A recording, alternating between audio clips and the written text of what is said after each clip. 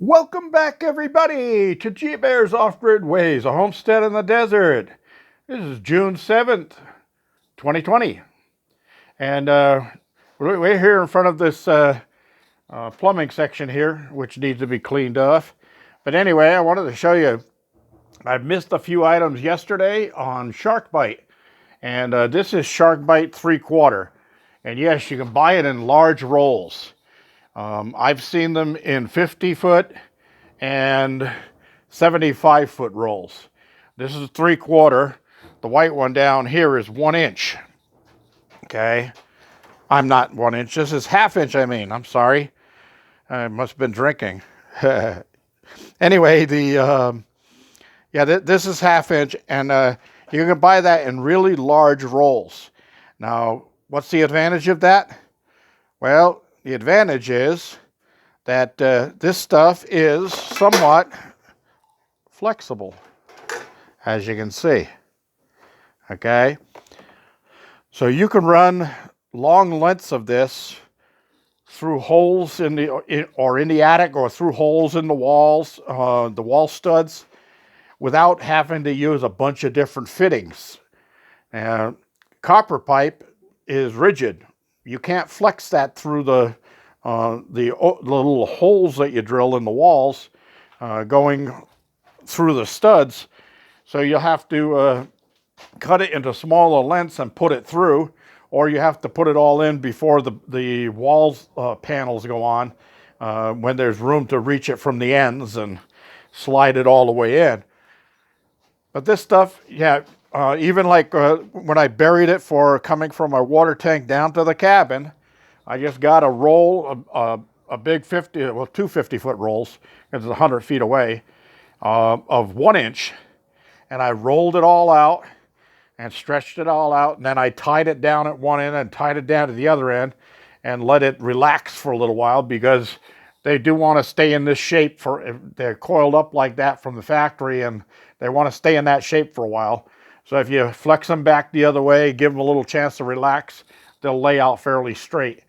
Then I had it laying right beside the trench that I dug, and I went down 16 inches when I put mine in, even though here in the desert, it's no frost is going to get down 16 inches.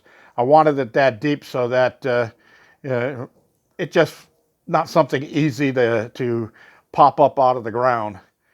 So anyway, yeah, another advantage, like I said, is getting this stuff in large rolls, so you don't have to use a lot of fittings. And you can actually get enough flex in these things to go around the corner through walls. And you get right into that group stud on the corners of a wall, drill your holes through, and you can work this stuff in through there. Okay, another thing, the Sharkbite fittings. Sharkbite fittings will fit onto copper. Okay, let me see if I've got anything I can show you here with, because I almost forgot to mention this again. I think, yeah, here's a piece of ½ inch copper.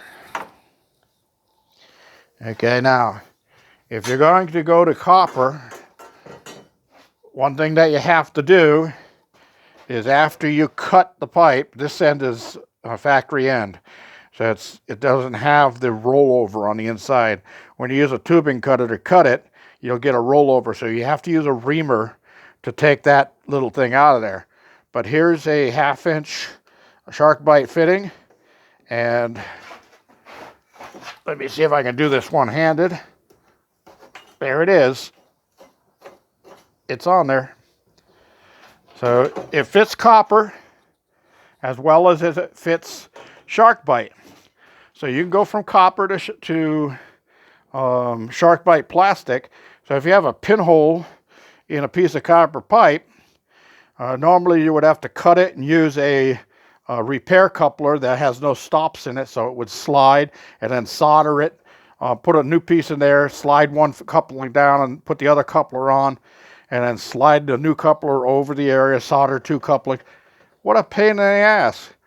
If you had a piece of a split or a crack in this pipe or something, you wanted to take a section out, you cut it with your cutter, ream it, use a coupler, a 1/2 inch Sharkbite coupler, press it on there. A piece of Sharkbite plastic pipe is flexible, so you can shove it into one, put the coupler on the other end of it, flex it into place, and plug it back onto the other section of pipe. And if it's got a little bow in it, what do you care? It's inside of a wall or under a floor or in an attic, whatever. All right, so I will remember to take this off of here later by putting my little clip on there. And I just wanted to make sure I covered those items because this makes it really handy. So you don't have to pull out all your copper. If you know exactly where your leak is, you can cut out a section of it and piece in a section. Now, I did mention you could buy this stuff in 25 and 75 foot rolls. I'm sure you can go to other places or special order 100-foot rolls if you wanted. But you can also, at Home Depot, they sell it in 10-foot sticks. And the 10-foot sticks are not coiled like this, although they are the same exact pipe and they're flexible. And don't mistake Sharkbite for PEX, P-E-X. That's a whole different system. PEX is a nice system.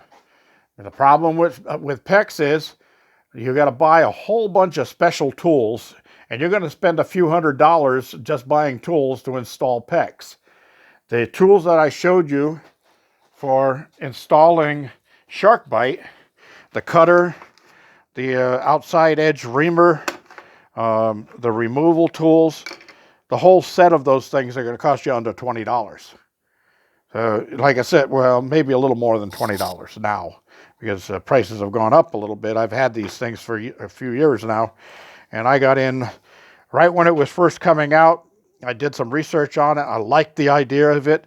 I liked its reports and its how well it held up for freezing and things like that. And I said, yep, I got to get going into this stuff. And since then, I've probably only used my soldering torch to replace a single fitting on somebody's plumbing systems, or to use to heat up a nut or a bolt to crack it loose if it was rusted shut. All right. So I do everything in PEX now. I'm not in PEX, in Sharkbite. I really do like Sharkbite. Now, this is PEX. See that it says, let's see if I can clear it in there. It says PEX on there. PEX pipe and Sharkbite pipe are the same type of pipe, but PEX does not have as good a rating as Sharkbite. So if you can get Sharkbite, go to the Sharkbite and avoid the PEX. I bought this PEX because when I needed it, there was no large rolls of Sharkbite left in the 3/4. That's a very popular size. So I ended up having to buy the PEX one. And since it was going to be a burial unit anyway, and it was going to be 16 inches down in the desert, what did I care? All right, so I did get all of that covered in here today. Just wanted to make sure I got that. And another thing that I forgot yesterday, let me turn off my lights out here. I don't want to get a big electricity bill. I love saying that. You realize now, I haven't paid an electric bill since 2016. Yeah, 4 years I haven't paid an electric bill. Jeez, it must be really piling up. Knock on wood. All right, so I got another little job I got to do. The winds were gusting in the mid-30s all last night and all day yesterday, and this gutter is working its way loose off the fascia. So it's been rattling and slamming against there. I'm going to have to get up there and refasten it as soon as the winds stop. But as you can see, the winds have not stopped. They are still blowing again today. They've been going all day, all night. We had a little break around midnight last night, but they are supposed to end somewhere around midnight tonight. And And that's supposed to be the end of the winds for us out here for another heat warm-up coming for the middle of the week, hitting into the triple digits. All right, the other thing I forgot out here was we're talking about solar panels. Now, you notice that my solar panels are down low here, 4 feet off the ground. I made these racks for them using all this metal strut stuff that you can get in the electrical and hardware departments of your big box stores. And I just screwed them together with self-drilling hex head screws, so they're not easy to take apart. All right, so the reason they're down low, everybody says, why do you want them down low? Well, you've got to clean these. You see how dirty they get? Look at this. See how dirty that is? Well, that's lost its efficiency because of that dirt. So these things have to be cleaned off. So I bought one of those window washer units. It's got the big fur washing pad on one side and a squeegee on the other. And I'll come out here with a bucket of car wash or windshield washer fluid or something like that. Windex windshield washer fluid works great, especially the one that says for bugs. So it gets rid of bugs off your windshield. It's great for taking off the poop and all of that stuff that ends up on these things. So I'll come out here and I'll wash these down and squeegee them off. And then if I really want them to shine, I'll go behind later with a piece of newspaper and a Windex squirt bottle, and I'll fix up all of the little lines that are on them. But that usually doesn't hurt too much. These aren't in such bad shape. They're doing pretty good. But those up there on those racks, because they're more flat, they pick up all of the dust that's been blowing in this wind. And I've got to get up there and clean that off of there and get my efficiency back. Those up there, those are the original Harbor Freight 45 watt solar panel set. 3 15-watt solar panels. And they're amorphous. And I have some of those up on my motorhome. I have some on my van, and that's when I first started in the Harbor Freight solar panel stuff. And I still using the old controllers that came with them. Really efficient. I have solar on my van, and I mounted it on the roof of the van there using a roof rack that I bought at Pep Boys. Inexpensive, $24.95 or something like that. And I modified it with a couple of pieces of aluminum angle iron with the self-drilling screws going in to hold it in place. And I've got 45 watts of solar up there powering a yellow top deep cycle battery inside the van going into a 3,000 watt inverter. And I run power tools off the van. I can run my skill saw, table saw, electric drills, all that kind of stuff with no sound of a generator running behind me.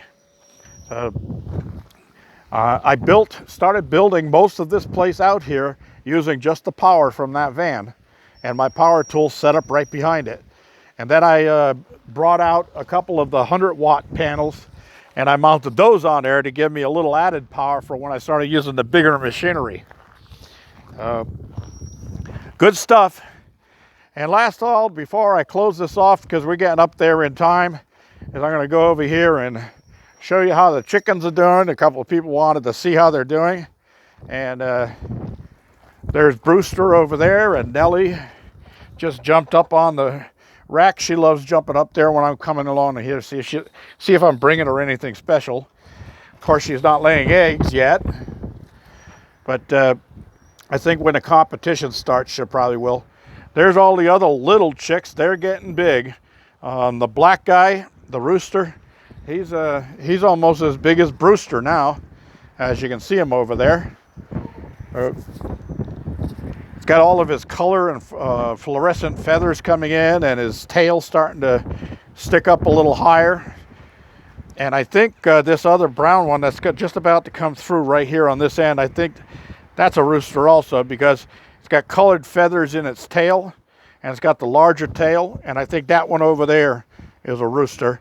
It's got same thing, colored feathers in the tail and a larger tail, and when they're all walking together, they got those tails up in the air. That one that's right in front of Blackie right now, that's the one I said I think is a rooster. See how the tail's sticking up in the air? So I think I got a few extra roosters here. Of course, the people I got them from said that they'll swap them out down the line. So it doesn't matter. They're not going to be laying eggs until October anyway. So good thing. All right. This bear, as I'm walking up to the cabin, I'm going to say, don't forget to give me a thumbs up down there. And don't forget to subscribe if you haven't already. I hope I earned you subscriptions. Questions and answers down in the comment section below, and I'll get back to you as soon as possible. G-Bear signing off.